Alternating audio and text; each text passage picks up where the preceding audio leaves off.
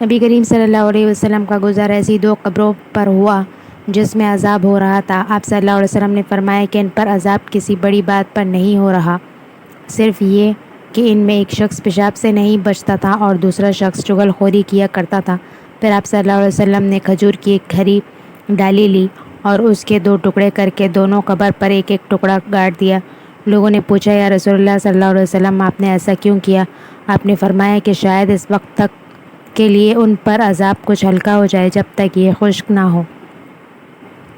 صحیح بخاری 1365۔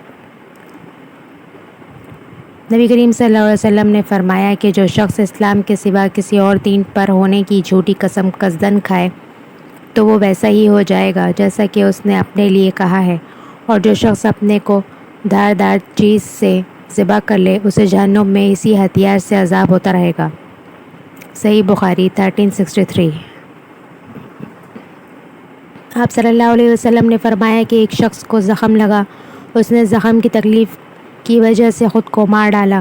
اس پر اللہ تعالیٰ نے فرمایا کہ میرے بندے نے جان نکالنے میں مجھ پر جلدی کی، اس کی سزا میں اس پر جنت حرام کرتا ہوں۔ صحیح بخاری 1364۔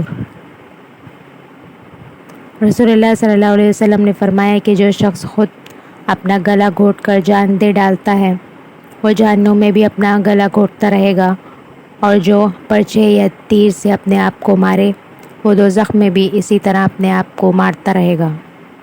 صحیح بخاری 1365۔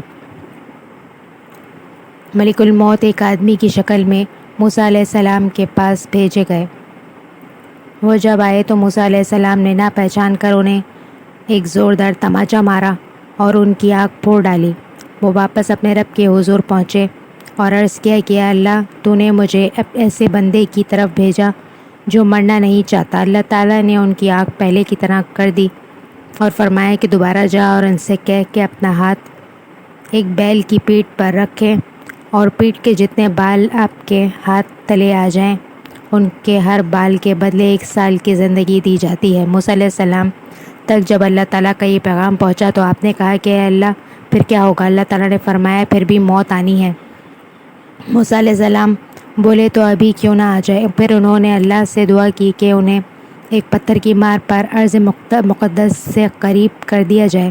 ابو ہریرہ رضی اللہ عنہ نے بیان کیا کہ نبی کریم صلی اللہ علیہ وسلم نے فرمایا کہ اگر میں وہاں ہوتا تو تمہیں ان کی قبر دکھاتا کہ لال ٹیلے کے پاس راستے کے قریب ہے۔ صحیح بخاری 1339۔